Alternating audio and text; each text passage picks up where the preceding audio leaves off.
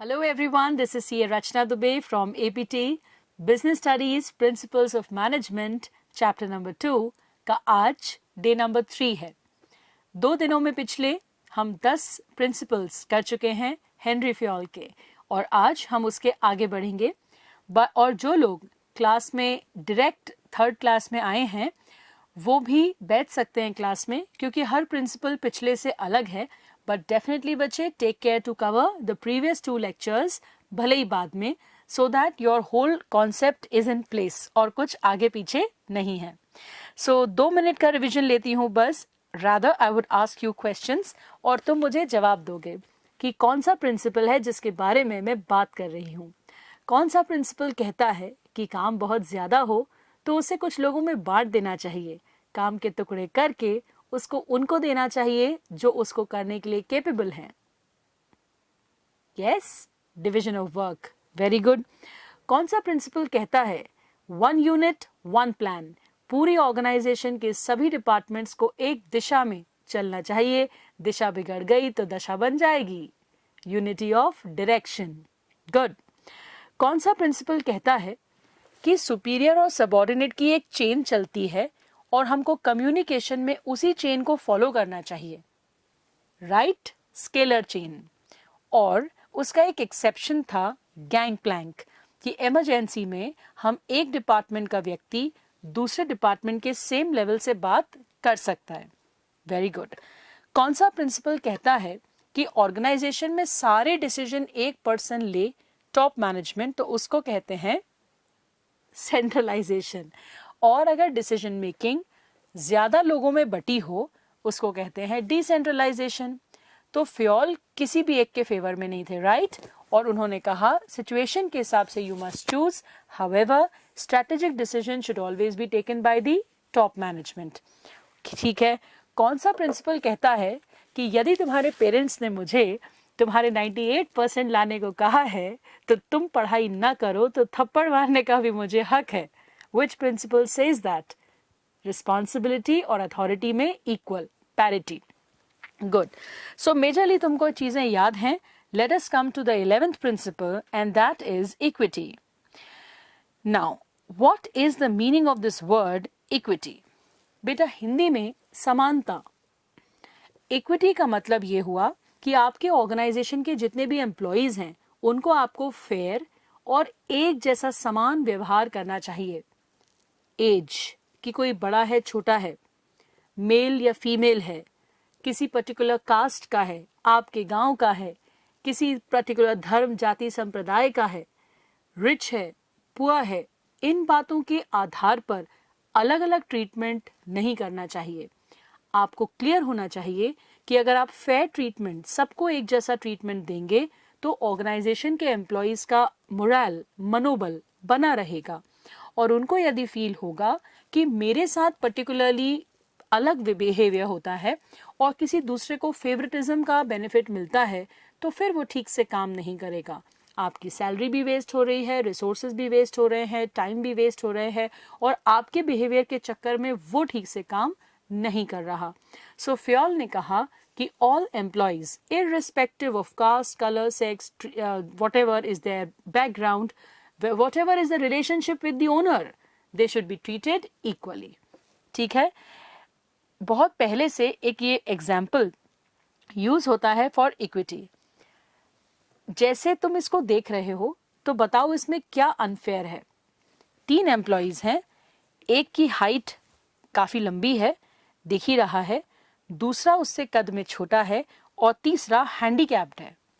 हमको बाउंड्री के बाहर तीनों को मैच दिखाना है तो हमने तीनों को एक जैसा स्टूल या खड़े होने के लिए चीज दे दी। हमारा दिल जानता है कि दिस इज अनफेयर। पहले वाला टॉल है तो उसको आप स्टूल नहीं भी देते तो काम चल जाता, वो तो यूं भी देख सकता था। और उसका स्टूल यदि बाकी दोनों उसके जो है बाजू, जो छोटी हाइट वाला व्यक्ति, उसे दे देते तो उसका काम हो जाता। और तीसरा वाला पर्सन जो हैंडीकैप्ड है, व्हील चेयर पर है, वो उस पे तो चढ़ ही नहीं सकता।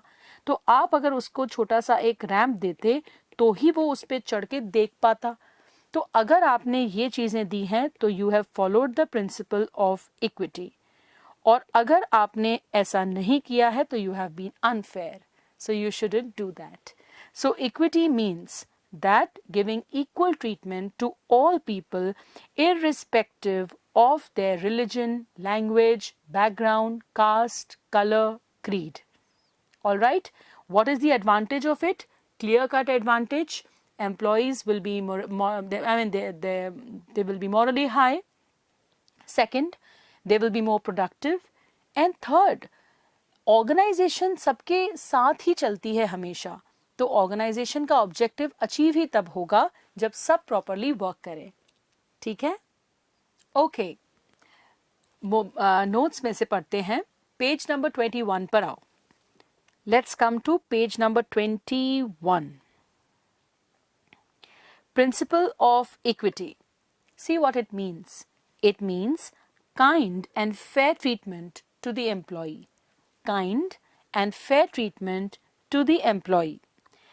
Employees will put their maximum effort. Employees will put their maximum effort only when they are treated with kindness and justice. There should be no bias or difference in dealing with the employee, as it can result in dissatisfaction of the employee. That is, application of same rules, जैसा एक का नियम वैसे दूसरे का नियम. Application of same rules, leave rules to everyone in the organization. It means no discrimination on account of sex, male, female, religion, language, caste, belief और nationality. Fine. इसका एग्जाम में क्वेश्चन कैसे आता है कि एक पर्सन जो था वो बॉस का से एक ब्रदर था. उसको जो ऑफिस आने का टाइम था, सबका टाइम 10 o'clock था, वो आता था आराम से 11 बजे, तो उसको कुछ नहीं कहा जाता था. और दूसरा एम्प्लॉई कोई अगर 10-15 मिनट भी लेट हो तो उसका हाफ डे मार्क हो जाता था. तो दिस इज अनफेयर. तो ये नहीं होना चाहिए कि किसी के बैकग्राउंड या कनेक्शन या रिलेशन विद द मैनेजमेंट के चलते आप उसके साथ फेयर ट्रीटमेंट नहीं कर रहे हो. दैट्स गलत. Fine. So as I told you बेटा, अभी नोट्स लिखने की जरूरत नहीं है. आप बुकलेट में ही मार्क कर लो या सिर्फ अभी पढ़ लो. As soon as you get the booklet then you write. Stability of tenure. बेटे यहाँ टेन्योर वर्ड का मतलब है कि कोई कितने दिन आपके ऑफिस में काम करता है. देखो, जब अपन किसी एम्प्लॉय को रखते हैं उसको आपको अपना काम सिखाना पड़ता है, उसकी ट्रेनिंग का कॉस्ट लगता है. जब वो काम सीख रहा होता है तो उस वक्त वो बहुत गलतियां करता है, तो ऑर्गेनाइजेशन का रिसोर्स वेस्ट होता है और काफ़ी टाइम बाद वो उस एनवायरनमेंट से जुड़ने के बाद एक्चुअली काम करना शुरू कर पाता है. अब आपने एक एम्प्लॉय को रखा, उसको ट्रेन करा, वो थोड़े दिन काम किया और फिर कंडीशंस ऐसी बनी कि या तो वो खुद छोड़ के चला गया या आपने निकाल दिया. तो ये नहीं होना चाहिए. Frequent changes only harms the organisation. So that's why stability होना चाहिए टेन्योर में. Tenure means period of work and stability means बार बार चेंज नहीं होना चाहिए. सो बार बार अगर आप ऐसे अपने एम्प्लॉयज़ को सैक करेंगे, बाहर निकालेंगे, तो उससे जितनी बार व्यक्ति जाएगा काम रुकेगा, नया आएगा, सीखेगा, वेस्टेज करेगा, नुकसान ऑर्गेनाइजेशन का ही होगा. So stability of tenure means there should not be too frequent dismissals, transfers. Organisation should try कि कम से कम व्यक्ति स्टेबली रहे.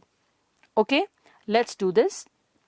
It means there should be no frequent termination and transfer of the employee. According to this principle, management must provide feeling of job security among the employees, because with feeling of insecurity he cannot contribute to his maximum. उसको जब यही लगता रहेगा कि मुझे कभी भी निकाला जा सकता है तो he will not work properly. Frequent turnover, turnover means काम छोड़ के जाना, is bad for the organization. क्यों? It takes time to learn and get settled on a job, and if there is transfer, there is wastage of resource and employee will not be able to contribute his best.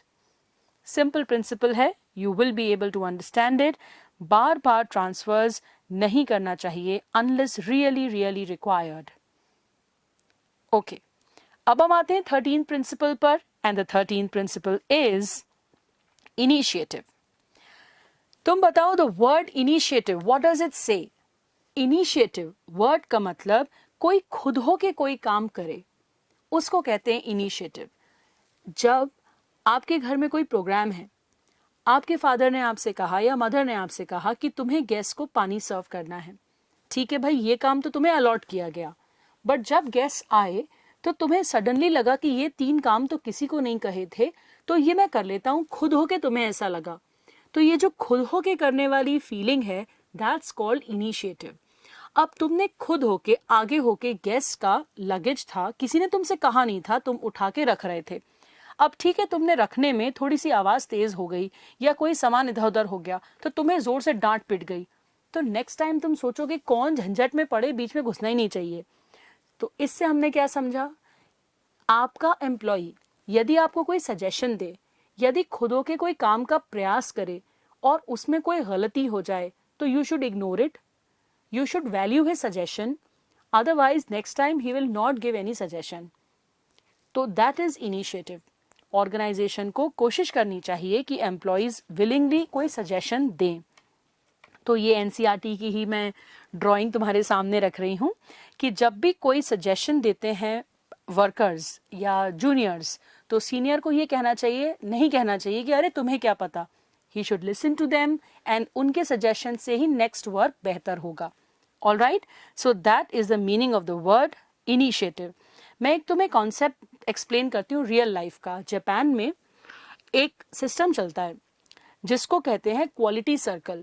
उसमें क्या होता है, वहाँ पे 5 day working होती है, तो week के जस्ट 2 दिन की लीव होती है। तो फ्राइडे की एंड पर जब वर्कर्स छुट्टी जाने वाले होते हैं, तो एक मीटिंग होती है जिसमें हर लेवल का व्यक्ति, सीनियर जूनियर सबसे जूनियर, बैठता है और वर्क रिलेटेड प्रॉब्लम को खुल के डिस्कस करते हैं विदाउट से थिंकिंग कि ये सीनियर है या जूनियर है।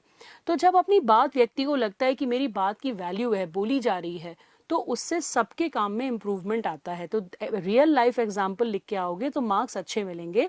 So quality circle means discussion of work related problems. It is a Japanese concept, तो वो इनिशिएटिव का ही एग्जाम्पल है।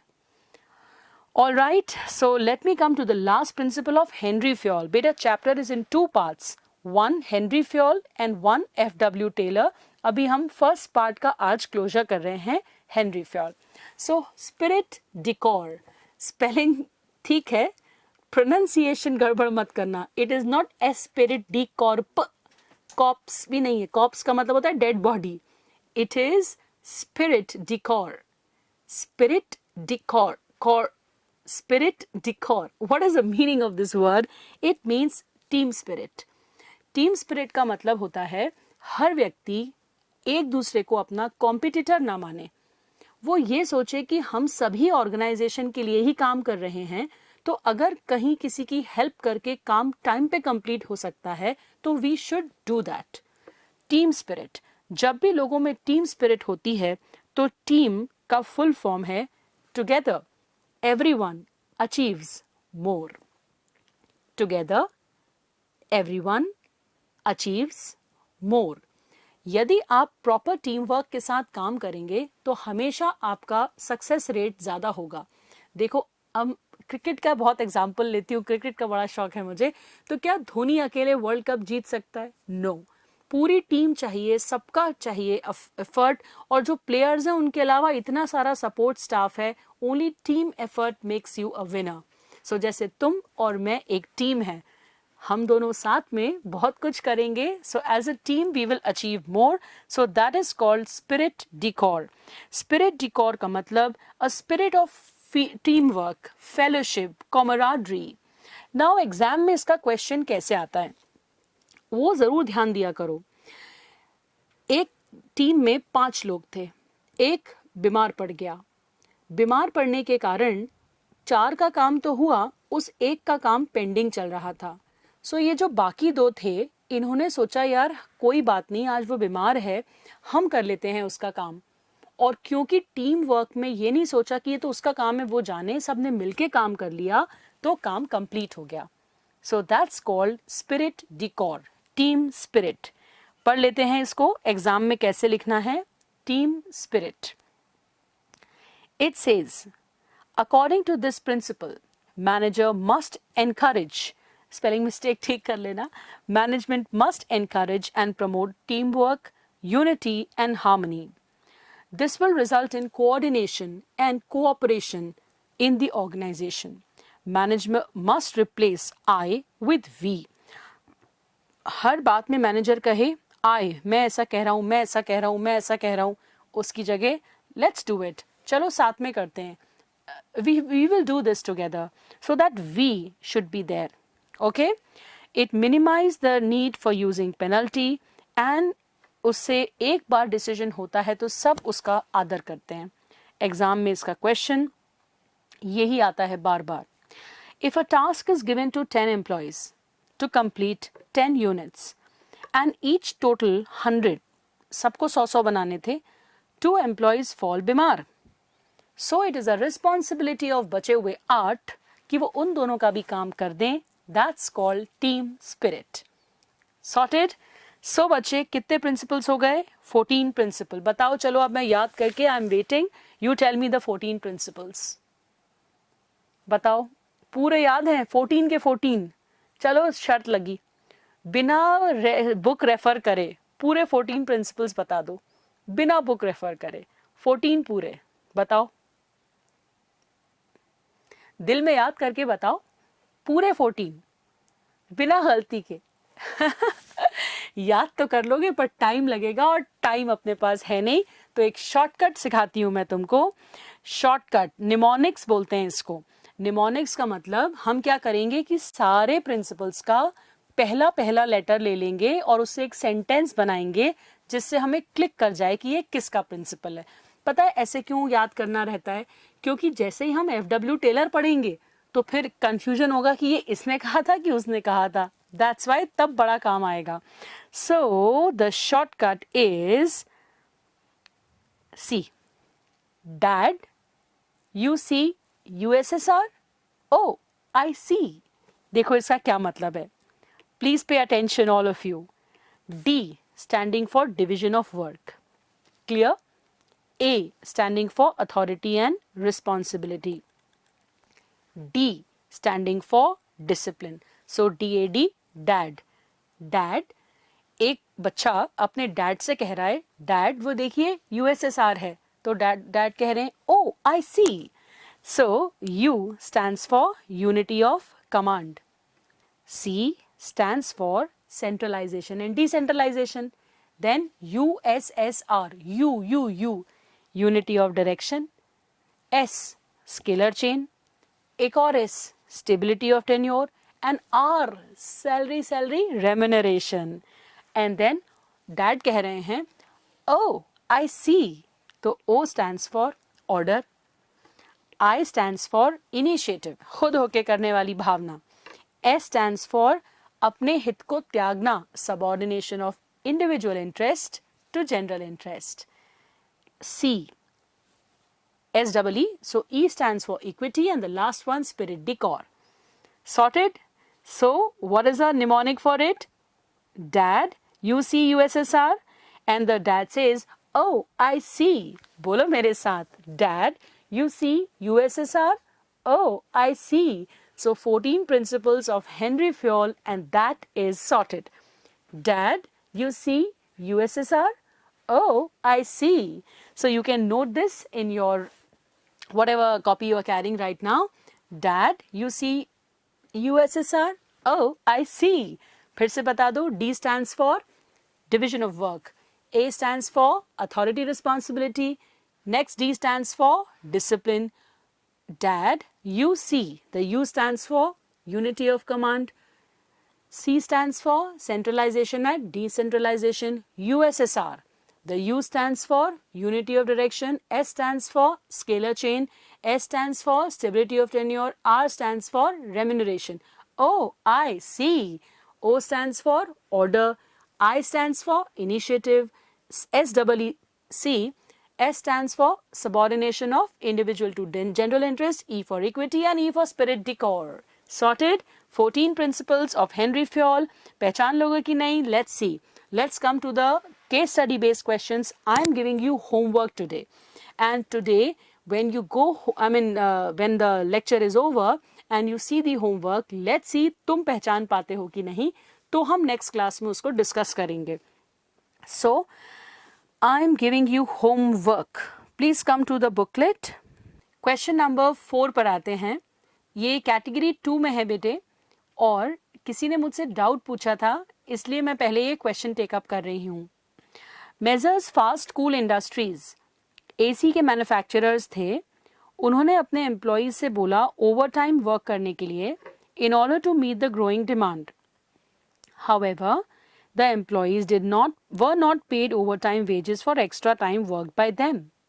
As a result, employees always felt dissatisfied and it led to unhealthy relationships between an employer and employee.